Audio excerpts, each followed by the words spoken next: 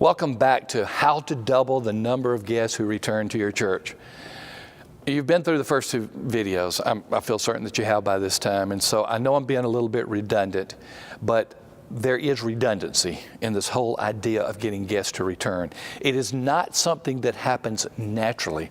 The natural inclination of a church is to become inwardly focused instead of outwardly focused. So these are ways, intentional ways, strategic, to get the number of guests to return. And once again, I'm going to be redundant here, so forgive me.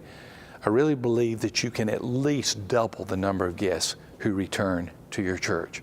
I really believe that this is something that you will be surprised at how effective that it can be if you, starting with video 1 all the way to video 4, follow this as a comprehensive plan. That's why I put it together like this for you. Love the local church, and I've just put it together for you so you have this package of information and you can just run with it, and you will know what the most effective churches are doing. In fact, you will know in an aggregate way what the most effective churches are doing, because there are not many churches that are doing all of these. Many churches doing most of these, but you have the opportunity to do them all. Greeters. Greeters are incredibly important to get guests to return to your church. Now, what kind of greeters? First of all, most churches should have greeters in the parking lot. And that means at entrance points where people are coming in, just waving and greeting to them. At the place where guest parking, where you can point them to guest parking.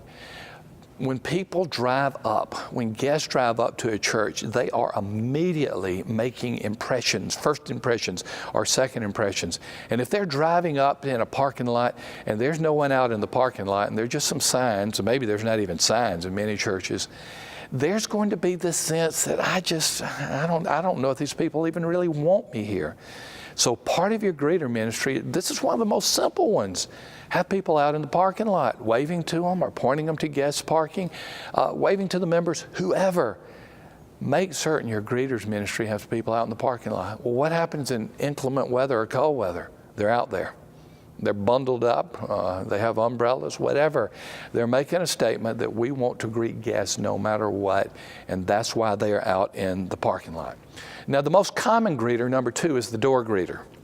And it's when you come in and someone greets you. But let me tell you what's happening with most greeters. They are forming holy huddles. Now, what I mean is there'll be a couple of them, maybe 3 of them, and they'll be talking to one another. And they'll happen to look up when someone comes in and say, good morning, and then they'll go back to talking to another. That is really common. You got to break up the holy huddles. The purpose of a greeter is not to greet the greeter. The purpose of a greeter is to greet the guest. Watch your greeters ministry, because many greeters ministries have devolved into holy huddles. Now, one other thing. The person who hands out the bulletin, if you have such a person, or persons, that's not your greeter. Now, they can greet, but that's not your greeter. Why is that? Because bulletin hander outers, I just made that up. I just totally made that up. Bulletin hander outers are people who are focused on handing out bulletins. And they usually got a handful of something and it's all difficult. Now, they can speak and they can supplement your greeter ministry, but make certain you have door greeters who do nothing but greet guests. Number 3, have greeters who are trained to see the stranger. In other words, you've got some people in your church that will just look around and they'll know if guests are there. They will know people who attend on a regular basis. They have that intuitive eye or that memory where they can see a guest. Maybe it's just behavioral patterns. I mentioned in the earlier video that one of the behavioral patterns of guests is they come into the worship center, they're among the first to sit down in the worship center, and no one sits with them. They just sit there and no one's talking to them. That's a clear indicator that that is a guest. But people who train to see guests. Have you ever been to a place and you know the place and you look at other people who are coming there for the first time? They're looking around, they're trying to act cool like they know where to go, but they really don't. They're a little bit uneasy. Those are your guests. Those are the people that you need to have your greeters trained to see. And, you know, that greeter may say, hey, can I help you point you in the right directions for your kids? Or there's the worship center over here. I saw a greeter in our church recently. I loved it. She came up to a family that was walking in, and she said, now, this is where you check the guests in. Straight ahead to your right is the worship center. And by the way, over here to the left are our restrooms. That 3 basic pieces of information was all that family needed to know. Get greeters who are trained to see the stranger. Okay, number 4, I mentioned this earlier. I called this the forgotten worship center greeter. Churches that have greeters ministries typically have greeters at doors, okay? Some go to the next mile and have greeters in the parking lot. Very few have greeters in the worship service. Just kind of standing around, milling around, and what are they doing? Remember, I mentioned this in an earlier video. I hope you remember. They're watching for guests who are going to sit down by themselves. And their primary role is to go up and talk to them and then sit down by them. I mean, that's why they're there. They are there that particular worship day, Sunday or whatever. They're there that worship day to look out for guests and go sit with them. I indicated in a previous video, if you get people seated with members and some type of informal relationship forms, the chances of people coming back is incredible. Your greeter ministry should not only include the door greeter, they're not greeting the door, they're at the door greeting, and then parking lot greeters, again, I could repeat what I just said, but it also should be worship, service, sanctuary greeters as well. Number 5, work with the greeters to train them. Untrained greeters are not very good greeters. There's a lot of good information out there. We at Lifeway have a ministry called Ministry Grid that provides training, and part of the training that is there is a greeter ministry. Find some type of resource to train your greeters, but don't only train them one time. Have an ongoing review. Some of the best greeter ministries I know meet at least once a quarter. And the head of the greeter ministry, you know, we got to come up with a name for the head of the greeter ministry. Maybe greeter ministry czar. Czar wouldn't work. Okay, maybe greeter ministry director. That might be a little more. Our greeter ministry head honcho, our president and CEO of the greeter ministry. We need to have someone who's head of the greeter ministry. You get someone leading the greeter ministry, and every 3 months they meet with all the greeters. Maybe a 30-minute meeting and say, okay, how are we doing? Are we breaking the holy huddles? Do we have enough people in the worship service? Are we really doing the things we're supposed to do? Because it's not just one-time training, it is ongoing training. Next, keep the ministry fresh.